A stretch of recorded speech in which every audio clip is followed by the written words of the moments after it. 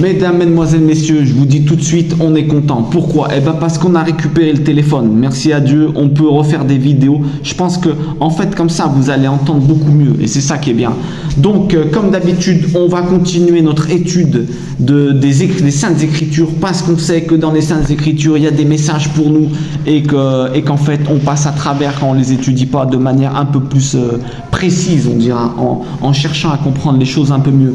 Donc, alors, on va regarder, nous en étions où? À Matthieu 8. Nous en étions à Matthieu 8, hein, et comme d'habitude, on envoie toutes nos pensées et toutes nos prières pour les personnes qui sont malades et les personnes qui se sentent seules, d'accord?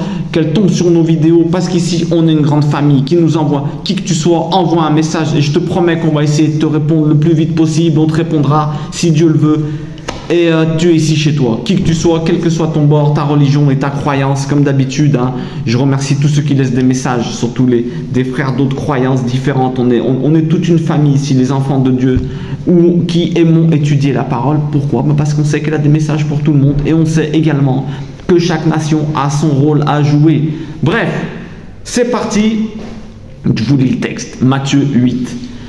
Et quand il fut descendu de la montagne, le Christ qui vient de terminer le sermon de la montagne, excellent.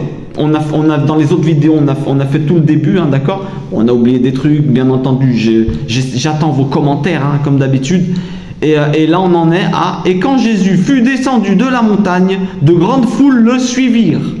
Et voici qu'un lépreux s'approchant, se prosterna devant lui, disant, « Seigneur, si tu veux, tu peux me rendre net. » Et Jésus étendit la main, le toucha, disant, « Je veux, sois net. » Et aussitôt, il fut nettoyé de sa lèpre. D'accord? Et Jésus lui dit, « Prends garde de ne le dire à personne, mais va, montre-toi au sacrificateur et offre le don que Moïse a ordonné, pour qu'il leur serve de témoignage. » Alors là, il y a des choses extraordinaires à dire encore, comme d'habitude. Hein, on n'arrête pas de dire qu'il y a des choses extraordinaires. Pourquoi? Parce qu'il y a des choses extraordinaires. Alors, petite notion d'histoire. On sait qu'au XIVe siècle, imaginez-vous ce qu'on est en train de dire, il y avait 2000 lépreux, 20 000 lépreux en Europe. 20 000 lépreux, là j'ai quelques chiffres qui sont intéressants.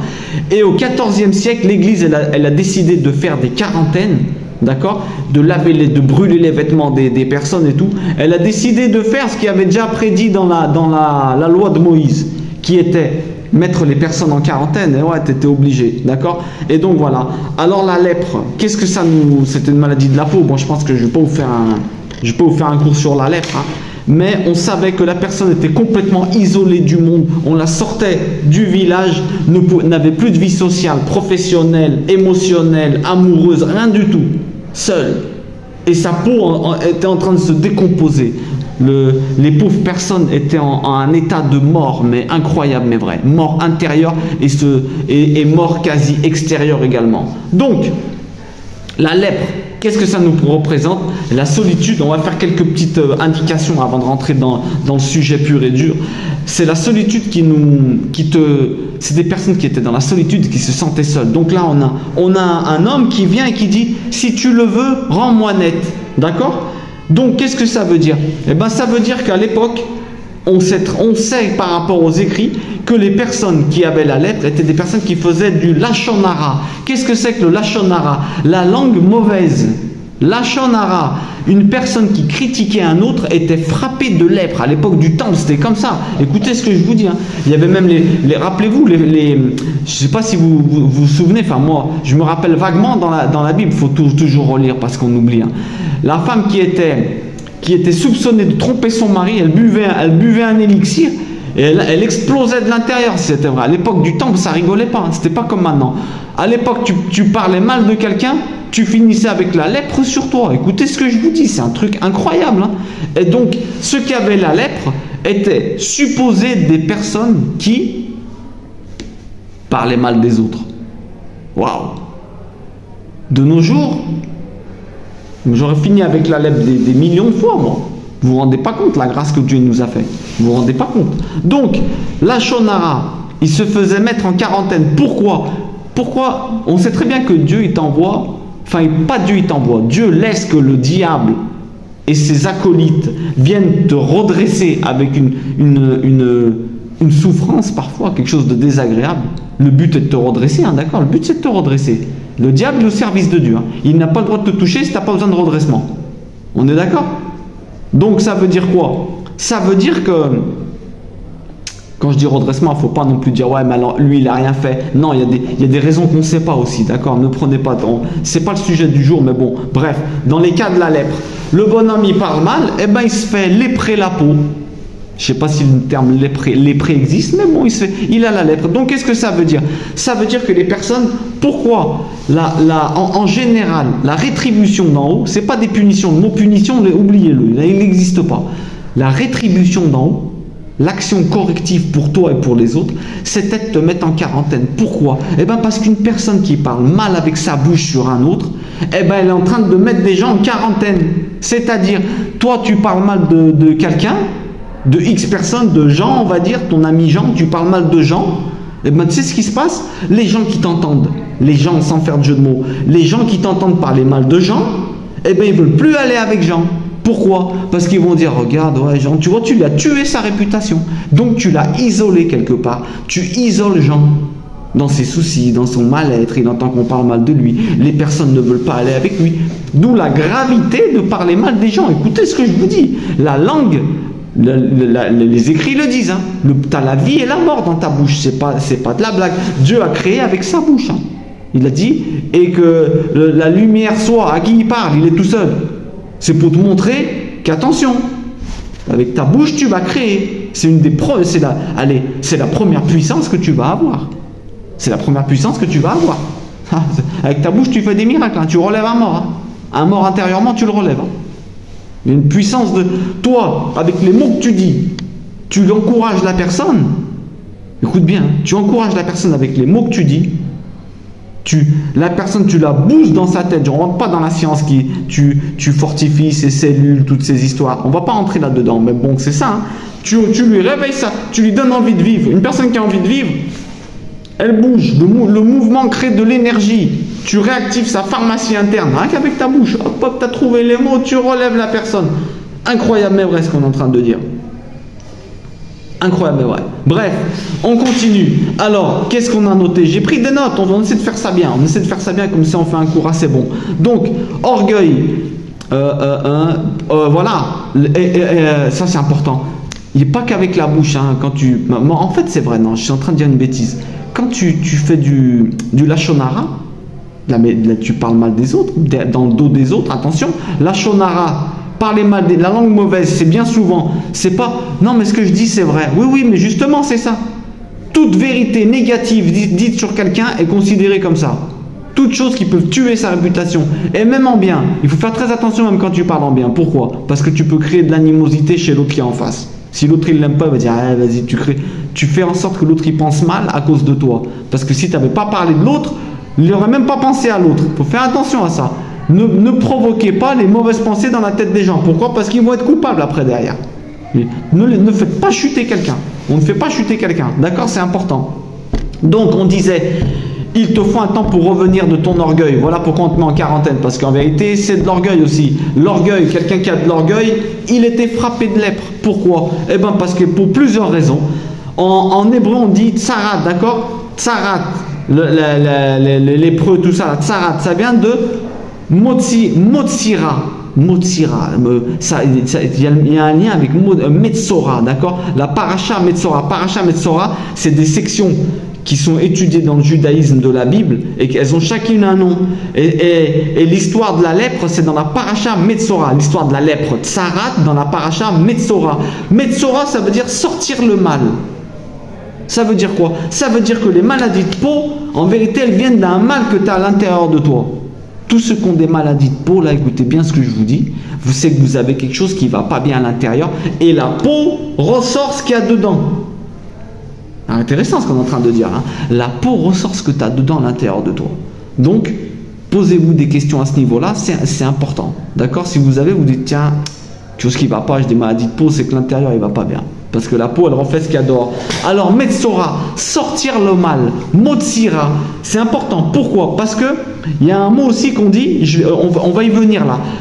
on t'isole. Alors tu te faisais isoler, le lépreux, pour te purifier. Et, ouais. Et si vous remarquez bien, il lui dit, je le veux, sois net. Si tu veux, tu peux me nettoyer, il lui dit. Le bonhomme, il sait qu'il a un problème à l'intérieur et tout. Si tu veux, tu peux me nettoyer. En vérité, c'est pas une maladie physique que physique. C'est si tu veux, tu peux me nettoyer. Il parle de l'intérieur. Il arrive avec toute son humilité. Il se met à genoux. Ouais, si, ça y est, maintenant, moi, je sais plus quoi faire. T'as vu? Si tu veux, si c'est dans les plans de Dieu, c'est ça qu'il faut comprendre. Si c'est dans les plans de Dieu, tu pourras me nettoyer. Le bonhomme, il vient, presque il s'agenouille. Et quand il fut descendu, le lépreux s'approchant se prosterna devant lui. Mais c'est pas exactement ça le mot. On va le voir là, c'est pas exactement ça. Bref, mais de toute façon, il vient. Il n'a pas honte. Normalement, il doit être loin des gens parce que les gens, ils leur criaient, oh les lépreux, allez plus loin là. Ils se moquaient d'eux, allez plus loin là. Parce que vous avez contaminé tout le monde. Il n'avait pas le droit. Et là, il s'approche. Je sais pas si vous vous rendez compte. Et l'idée en vérité, ça y est, je regrette. On peut traduire ça comme ça. En vérité, je regrette. Si tu veux, tu peux me soigner. Si c'est dans les plans de Dieu, si tu veux, tu peux me soigner. Tu fais ce que tu veux, mais je sais que si tu veux, tu le peux. Waouh, quel acte de foi. Il lui dit, voilà, maintenant je ne peux plus rien faire. J'ai fait ce que je pouvais pour me récupérer à l'intérieur. Maintenant, je reconnais toutes mes erreurs. C'est une vraie tchouva qu'on a en direct là. Un vrai retour vers Dieu. C'est un vrai retour vers Dieu. Donc il lui dit, pourquoi c'était l'orgueil aussi? Petite indication. Vous vous souvenez du passage de Naaman? Naaman, il avait la lèpre, il dit ouais, il va voir un prophète, ouais, s'il te plaît, dit à ton Dieu, il me nettoie. Et il dit ouais, non, c'est bon, tu vas juste là-bas, tu te laves dans la source et c'est réglé. Vous vous souvenez de cette histoire? Eh bien, c'était un problème d'orgueil qu'il avait. Problème d'orgueil. Et un truc intéressant, faites attention à ce que vous dites avec votre bouche. Pourquoi? Vous vous souvenez, tant qu'on y est, des purifications qu'il y avait à l'époque? C'était quoi la purification? Va et fais la purification, il dit le Christ. Entre autres, je vous fais ça rapide, allez le lire. C'était, on prend deux oiseaux, on en coupe un, le sang de l'un, on le met sur l'autre et on lâche.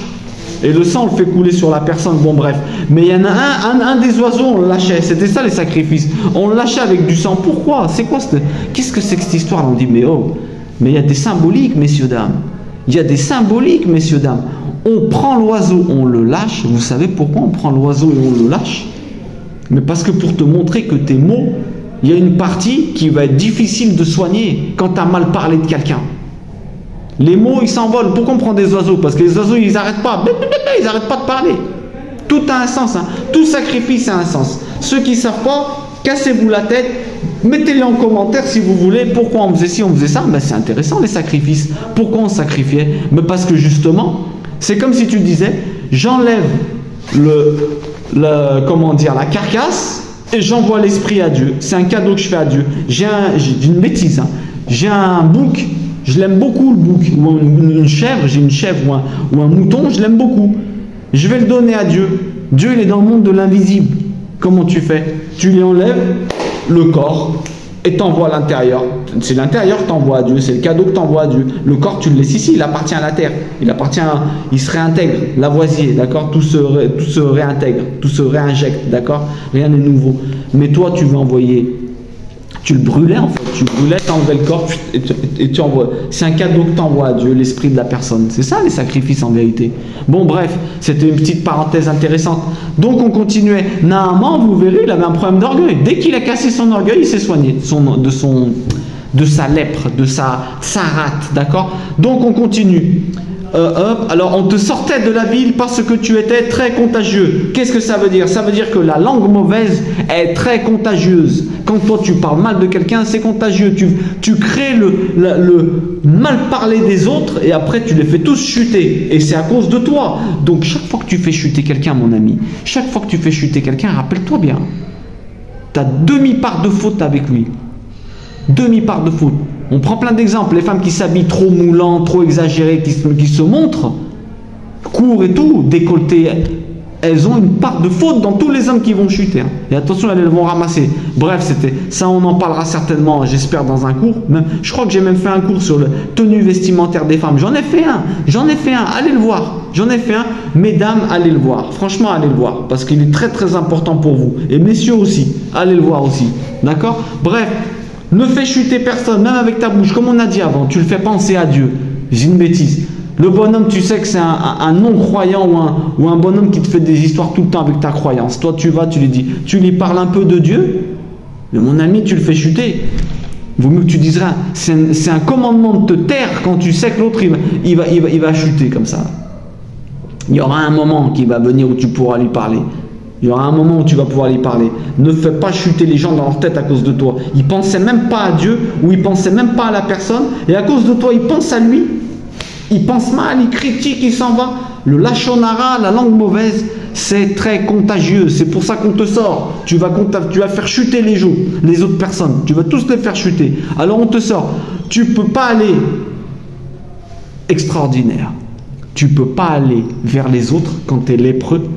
Pourquoi faire? Pour que tu ailles vers toi. Et que tu t'analyses toi-même et que tu te dises, waouh, qu'est-ce que j'ai fait? Comme le lépreux dans l'histoire. Un lépreux ne peut pas plus aller vers les autres. Donc il est obligatoirement obligé de rentrer en introspection de lui-même. Il est obligatoirement obligé de rentrer en introspection dans lui-même, faire un voyage à l'intérieur, d'aller parler avec lui. Et bien entendu, accessoirement, même pas accessoirement, même très important, il rentre en contact avec Dieu. Et ouais, il rentre en contact avec Dieu. Incroyable, mais vrai. Il revient vers Dieu. Alors on continue. Sachez une chose. Ça aussi, c'est important. Il y a des choses trop importantes dans cette vidéo. La lèpre, Dieu ne va pas faire qu'elle vienne d'un coup sur toi. La lèpre, d'abord, Dieu quand il te corrige, quand il te ramène, quand il t'envoie des actions correctives pour que tu reviennes à lui et que tu reviennes à tes frères quand tu les oublies des fois. Comment il s'y prend? C'est très intéressant. Pourquoi? Parce que il va toujours procéder par palier. Tu as des avertissements. Observe autour de toi, on va te dire, oh, fais attention à lui, on te donne des avertissements, fais attention à ce que tu es en train de faire. Dieu, il se sert de tous les éléments pour t'avertir, fais attention, fais attention. Il ne frappera jamais d'un coup. L'humain, il frappe d'un coup. Mais Dieu ne commence jamais une rétribution d'un coup. Qu'est-ce que ça veut dire qu'il y a des escaliers? La lèpre, d'abord, elle touchait la maison. Ensuite, elle touchait les vêtements. Et ensuite, elle touchait la peau. Ça veut dire qu'au début, quand il voyait sa maison avec des trucs, là, de l'humidité, de la lèpre, faites attention, les amis. Ça veut dire que vous abusez dans votre bouche. Il y a du lachonara ou de l'orgueil chez vous. Quand il y a de l'humidité et tout, faites attention. Vous allez dire, ouais, il y a aussi de l'humidité, il y a de l'eau. Oui, mais bon, il y a des signes. Il y a des signes. Il se peut que, miraculeusement, t'as rien. Après, bon, tu commences, pose-toi des questions. Il se peut qu'il y ait de l'eau, des infiltrations d'eau. Mais pose-toi des questions, parce que s'il y a infiltration d'eau, c'est qu'il y a un problème. Sinon, crois-moi qu'un ange, il aurait protégé tout ça. Ah, intéressant. Crois-moi que Dieu, il leur a envoyé un ange, il leur dit, non, pas d'eau. Et ouais, toute ta vie, c'est des miracles comme ça. Ta télé, elle se casse pas, c'est que Dieu ne veut pas qu'elle se casse, parce qu'elle peut se casser demain. Et ouais, c'est important. Il faut se poser des questions. Moi, mon téléphone, il s'est cassé. Je me pose des questions. Peut-être que je regardais trop de bêtises dedans. Alors là, on a coupé encore plus. Là, encore moins. On regarde encore moins de trucs. On s'en sert pour les choses de Dieu. Choses édifiantes, c'est tout. Parce qu'attention, il y en a des bêtises dedans. Et ouais, mon téléphone, il s'est cassé. C'est pas pour rien. Sinon, il ne se serait pas cassé.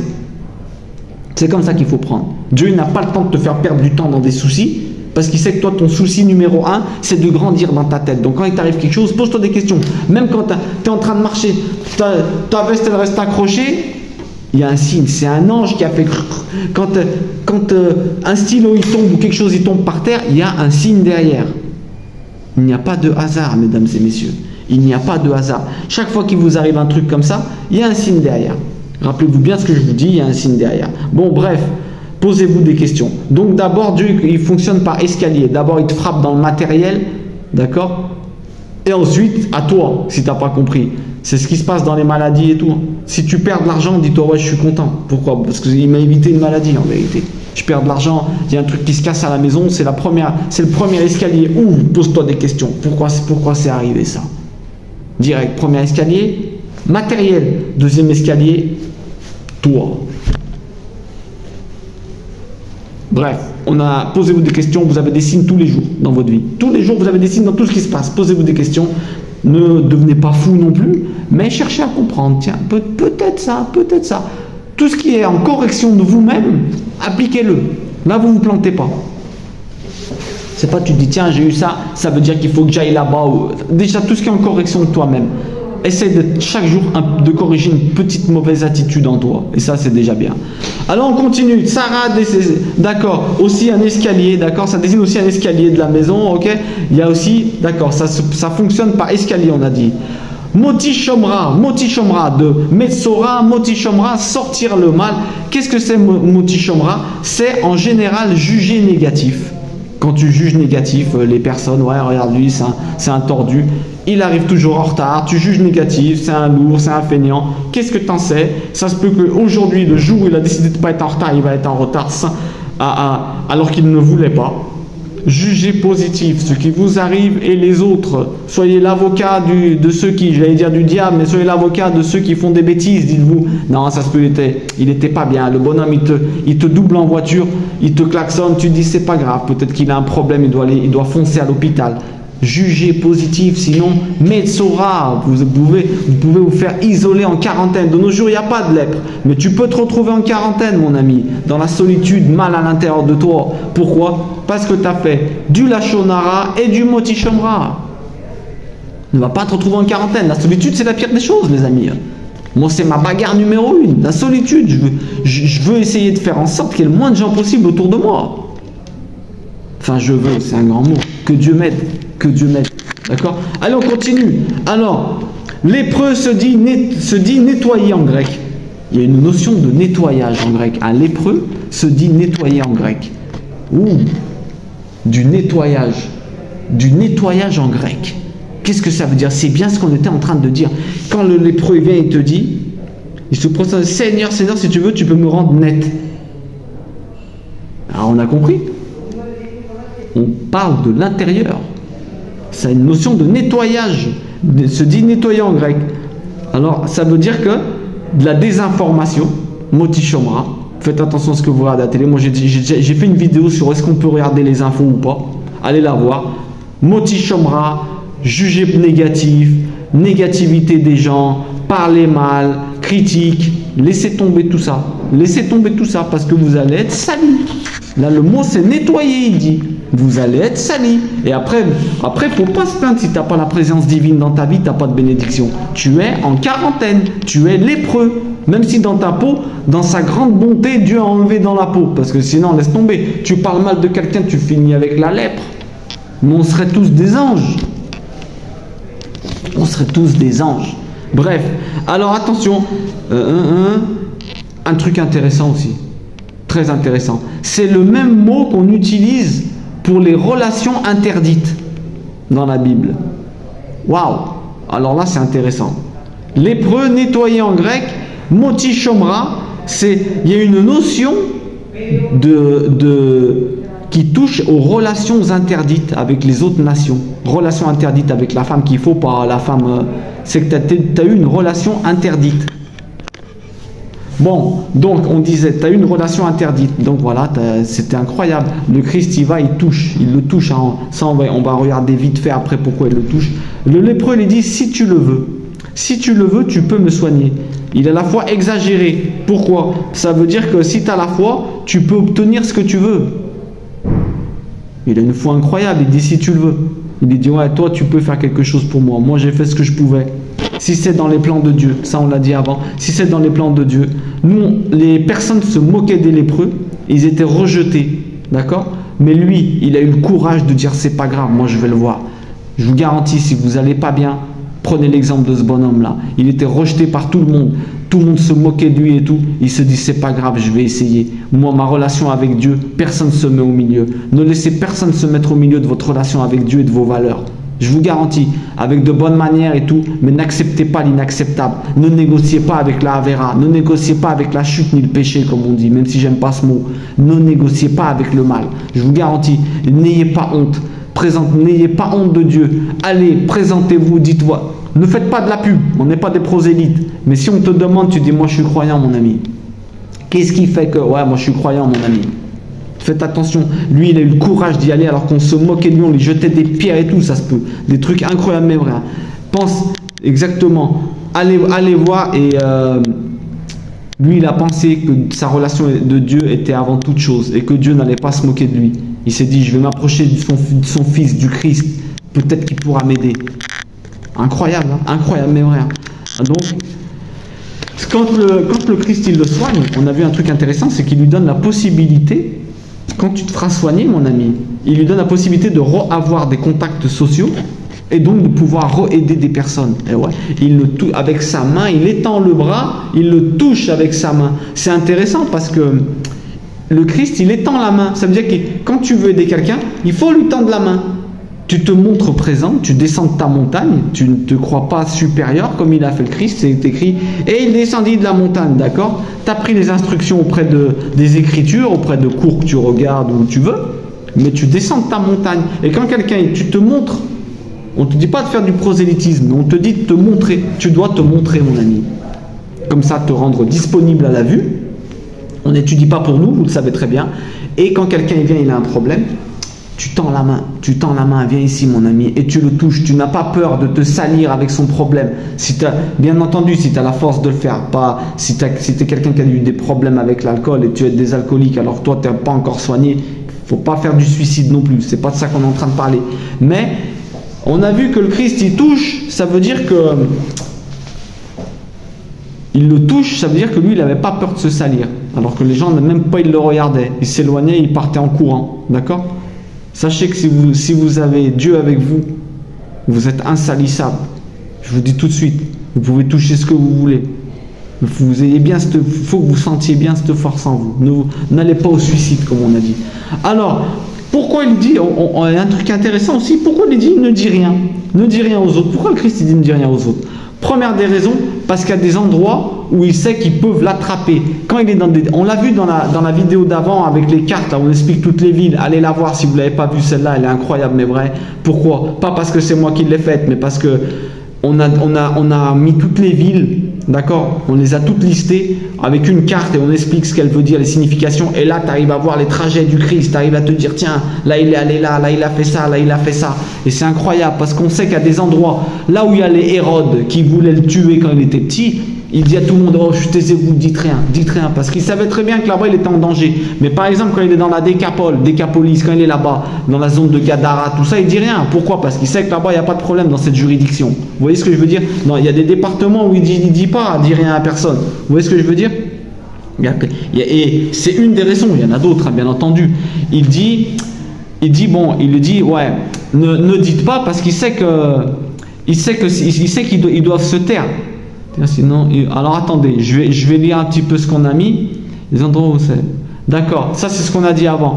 Taisez-vous aussi, pourquoi? Parce qu'il y a des endroits où ils vont pas vous croire. Et les personnes elles vont commencer à dire, mais ouais, quand Dieu vous aide, écoutez bien ce que je vous dis, quand Dieu vous aide, il y a des endroits où ils vont pas vous croire. Et ça veut dire qu'à cause de vous, ils vont parler mal de Dieu. Donc faites attention, il y a des endroits où il faut se taire. Il y a des miracles, tu les gardes pour toi, ou tu les dis qu'il y a des personnes vraiment que tu sais que c'est des frères. Vous voyez ce que je veux dire? Ou pour t'aider à aider quelqu'un. D'accord? Mais fais attention qu'ils ne se mettent pas à parler mal. Qu'ils ne se mettent pas à parler mal de Dieu à cause de ce que tu as fait. D'accord? C'est important. Il y a des endroits où il faut se taire. Pourquoi? Parce que les gens ils vont chuter et après ils vont ramasser. Parce que si tu parles mal de Dieu, laisse tomber mon ami.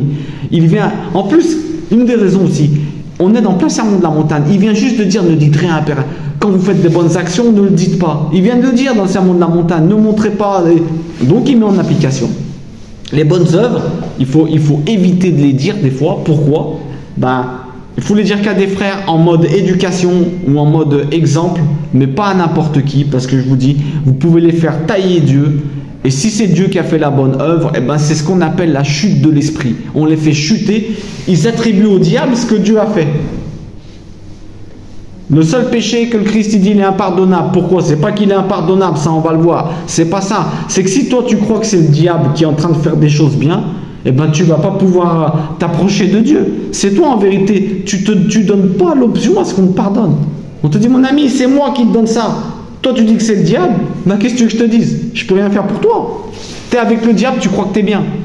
Je peux rien faire pour toi. En fait, le bonhomme, c'est lui qui se condamne, parce que Dieu ne condamne personne. C'est pas que le seul péché que Dieu ne peut pas pardonner, non. C'est le seul péché qui peut faire que tu ne fasses pas un retour. Que tu ne fasses pas et que tu n'atteignes pas ton potentiel. Pourquoi? Parce que tu es avec le diable, mon ami. Comment tu veux qu'on t'aide? Bref, c'était une petite parenthèse. Des fois, il ne faut pas dire et des fois, il faut dire. Jugez bien, faites bien attention, d'accord? N'allez pas faire chuter des gens. Il dit, si tu veux, tu peux me soigner. Donc, ça veut dire quoi? Ton attitude, si tu le veux, tu peux me soigner. Ton attitude, donc voilà. Il est en train de, c'est ce qu'on est en train de dire. Le bonhomme, il a une attitude d'humilité incroyable, mais vrai. Il est en train de se dire, voilà, moi j'ai fait ce que je pouvais. Le Christ, il lui dit, va te montrer, sers de témoignage, va te montrer aux prêtres et sers de témoignage. Bah, déjà, il montre qu'il n'est pas en guerre avec eux. Il a dit, voilà, va quand même faire la loi. Il montre que lui, il respecte la loi de Moïse. Que les gens, ils disent pas, ouais, allez pas vers lui, c'est un non-croyant, un mécréant. Non, il leur dit, voilà, va quand même faire ce que la loi, elle te dit. Ça veut dire quoi? Il montre également que il faut accepter le pardon des gens. Les gens, ils viennent, ils reconnaissent, tu acceptes le pardon, tu acceptes la tchouva des gens. Une personne qui te demande pardon, tu as intérêt à la pardonner. Je vous conseille de ne jamais garder des rancunes envers les gens parce que vous êtes des hommes morts sinon. Une personne qui a des rancunes, qui ne pardonne pas, c'est une personne qui a toutes ses prières bloquées. Écoutez ce que je vous dis. Et donc là, il est en train de dire ça. C'est très très important. Il est en train de dire... Il est en train de faire ça pour montrer l'exemple qu'il faut pardonner aux gens. Va les voir et dis-leur que tu es soigné, que Dieu t'a pardonné et que eux, ils pardonnent tout le monde et que tout le monde pardonne tout le monde. Ils acceptent, même des pires personnes, tu acceptes sa tchouva. Tout le monde peut changer. Et toi, applique-le à toi aussi. Toi aussi, tu dois te pardonner parce que tout le monde peut changer. Bien, des fois, Dieu t'a pardonné des choses que toi, tu ne te pardonnes pas. Tu es tellement bête, on est tellement bête l'humain qu'on culpabilise pour des choses que Dieu dit, mais moi tu me demandes pardon, c'est réglé, tu as l'intention. Si tu as la vraie intention et ton cœur il te dit, en vérité je suis plus cette personne, Dieu ne condamne pas un mort. Donc jamais, c'est pas qu'il choisit, c'est pas qu'il dit qu'il oublie, c'est pas ça, c'est qu'il choisit de ne plus penser à la chose. Tu es un mort, tu es plus cette personne. Ça sert à quoi de te culpabiliser? Aujourd'hui tu le ferais? Non. Ben, si tu le fais pas aujourd'hui, c'est que tu as fait ta tchouva, tu as fait ton retour.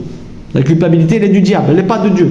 Culpabilité, on a déjà fait un cours dessus. La culpabilité qui te freine, elle est du diable. La culpabilité de Dieu, elle va te pousser à l'action. Oh, il faut que j'aille demander pardon. La culpabilité de Dieu, elle ne t'arrête pas. Le mouvement crée l'énergie crée la vie.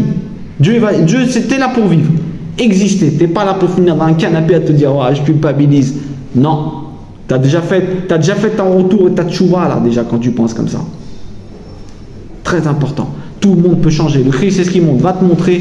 Fais ce qu'il faut faire dans le temple.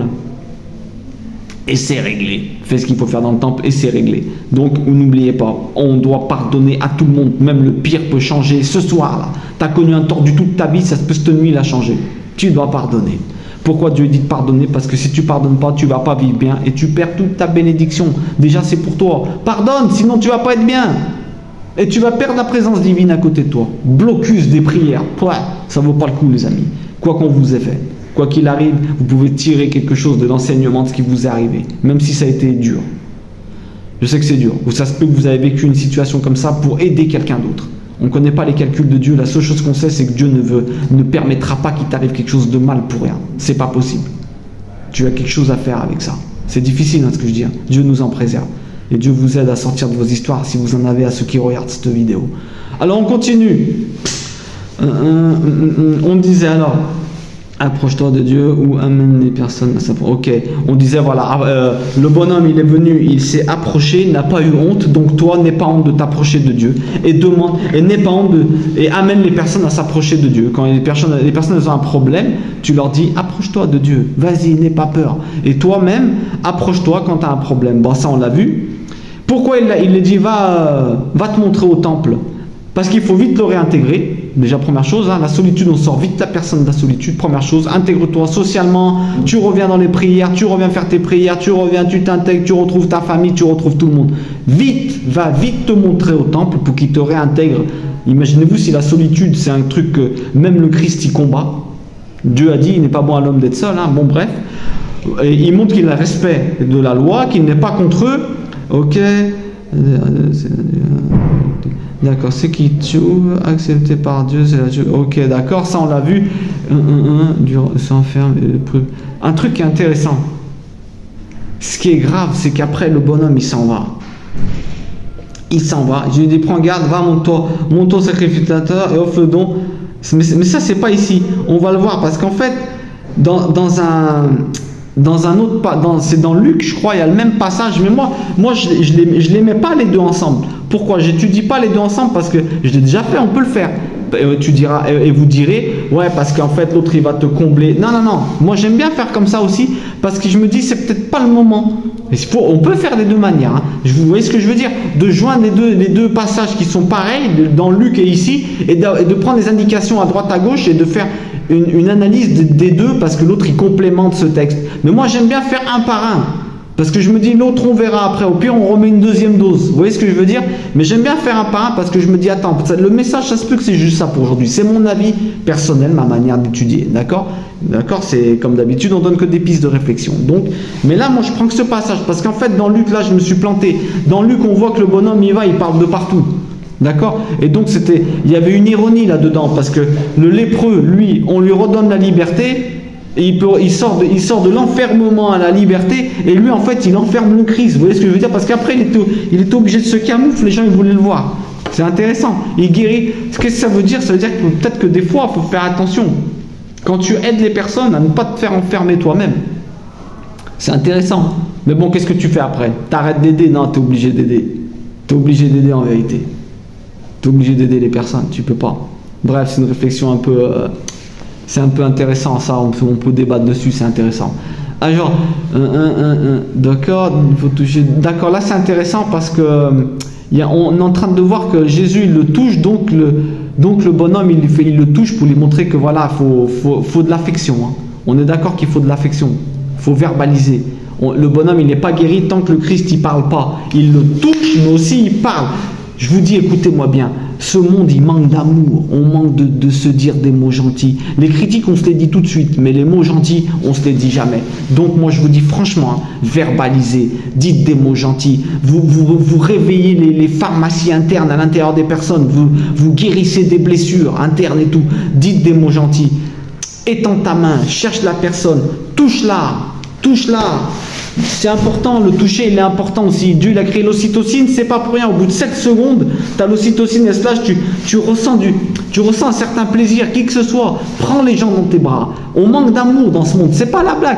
C'est pas de la blague, on manque de se dire des mots gentils. Je vous jure, dites-vous des mots gentils. Dis aux personnes que tu les aimes, que tu les aimes. Dis en vérité, voilà, moi je te dis ça parce que je t'aime et tout, mais pas à n'importe quel moment non plus, que ça perde pas son poids. Là, il faut que ça soit rare quand on dit je t'aime, mais la personne il faut être gentil dans ton attitude, il faut être affectueux. Je vous dis, parlez et dis avec des mots, d'où l'importance de parler et verbaliser. Quand on peut aider beaucoup les personnes en disant des choses gentilles, tu lui donnes une énergie, ça crée du mouvement en lui, tu le boostes et tu boostes sa pharmacie interne. Booster les gens, aider les gens, je vous garantis, aider les gens. Alors on résume tout vite, enfin on résume tout, non, on lit. Il s'approche, se prosterne devant lui, disant Seigneur, si tu veux, tu peux me rendre net. Il étend la main, le touche, je le veux, sois net. Et aussitôt, il fut nettoyé de sa lèpre. Et Jésus lui dit, prends garde de ne dire à personne, mais va, montre-toi au sacrificateur, offre le don que Moïse a ordonné pour qu'il leur serve de témoignage. On pardonne tout le monde. Regardez, maintenant, le Christ, c'est pas n'importe qui. Il envoie un témoignage en disant, fais attention, ce que le Christ il t'enseigne, c'est un témoignage, ça guérit des gens, soit un témoignage vivant. Tu rentres dans la parole, tu rentres dans les Écritures saintes, sois un témoignage avec des gens, mon ami. Que les gens ils disent waouh, le bonhomme, ah ouais, ce qu'il est en train d'étudier, c'est pas de la blague. D'accord? Soyez des témoignages vivants. Que Dieu nous donne la force de ne critiquer personne, de nous en rendre compte quand on est dans la critique, de dire je me tais, de ne pas laisser les autres critiquer les autres, de leur dire parce que c'est pas bien. Tu as de la faute aussi. Quand le clown quand il n'a plus de public, il se tait. Tu peux dire ouais non, avocat du diable, tu dis ouais mais non, laisse tomber ou atténuer tout ça. On a fait des cours sur comment répondre aux personnes qui critiquent aussi. Ça on l'a fait, c'est important parce qu'on ne peut pas laisser qu'on parle mal de l'absent. C'est pas possible. D'accord? Que Dieu nous donne la force de relever et d'aider des lépreux, des personnes qui sont isolées, seules, d'accord? Qui nous donne la force de les relever, de trouver les mots, de toujours dire des mots gentils, d'être chaque jour plus affectueux et plus sensible. Alors écoutez-moi bien les amis, parce que si on lit un passage, ce qui nous concerne, il se peut qu'il y a des lépreux autour de toi, il se peut qu'il y a des personnes qui c'est les lépreux, ceux qui sont seuls, ceux qui sont tristes, ceux qui sont mis en quarantaine par les autres, aide-les, soigne-les, tends-leur la main, Parle avec eux, des mots gentils, parle avec eux. Si tu es en train de lire ce passage, c'est pas pour rien. D'accord? Il y a forcément un enseignement pour toi. Et il se peut que toi, tu sois un lépreux, que tu es seul dans l'isolement, que tu sois mal. Eh bien, écoute-moi bien, tu prends les Saintes Écritures et tu dis, mon Dieu, prends la même attitude que le lépreux, là. Tu te mets à genoux et tu te dis, dans ta tête, tu te dis, si tu veux, tu peux me soigner. Et tu prends les Écritures et tu lis. Et je te promets que tu vas être soigné. Je te promets que tu vas être soigné. Faites introspection sur vous-même, comme on doit tous faire tous les jours. Et essayons d'améliorer un petit truc. Et faites attention, si tu lis ce livre, c'est que tu es censé quelqu'un avoir le cœur bon. Il y a des lépreux autour de toi peut-être. Aide-les. Parle-leur bien. Soigne-les. Soigne-les. Parce que si le bonhomme il dit, Seigneur, viens à mon aide, c'est bien ça qu'il dit. Il dit, Seigneur, mon serviteur. Non, c'est pas celle-là, attendez. Et voici que le lépreux s'approchant, le lépreux dit, Seigneur, si tu veux, il est en train de reconnaître que le Christ, il a une autorité divine. Ça veut dire que s'il le soigne, écoutez bien ce que je vous dis, ben c'est qu'il va se mettre au service de Dieu après le lépreux. Il est en train de dire, soigne-moi, mais t'inquiète, après, moi je reconnais déjà. Ton Dieu, je le reconnais déjà, donc je vais le servir. Mes amis, n'oubliez pas, il y a peut-être des lépreux autour de vous. Et ça, c'est important que vous le sachiez. D'accord? Alors, comme on est en train de dire, gardez bien ça dans votre tête.